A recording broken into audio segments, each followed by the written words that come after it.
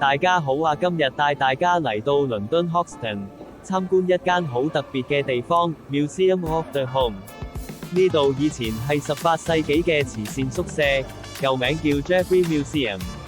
經過幾年翻新之後，喺2021年重新開放，變成一個專門探索家庭生活嘅博物館。Museum of the Home 唔係一般博物館，佢唔止擺舊家私講歷史，而係想我哋諗一諗，乜嘢先係家？屋同歸屬感之間，其實有幾多故事？入面最出名嘅展覽，就係 Rooms Through Time， 穿越時光的房間。你會見到唔同年代嘅英國家庭，由17世紀到現代公寓都有。例如1630年代嘅大廳，大家圍住火爐取暖；19世紀嘅客廳，擺設講究；60年代嘅屋企，電視成為生活中心；再到現代都市公寓，簡約實用又反映時代節奏。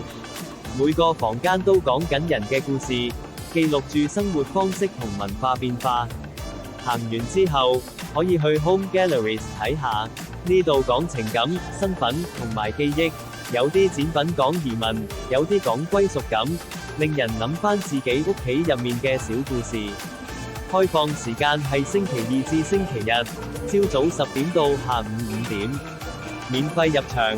最近地鐵站係 Hoxton Station， 影相可以，不過唔好開閃光燈或者用三腳架。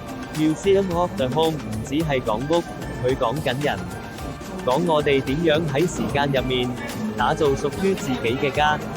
多謝收睇，鍾意呢條片記得 Like、Subscribe 同 Share。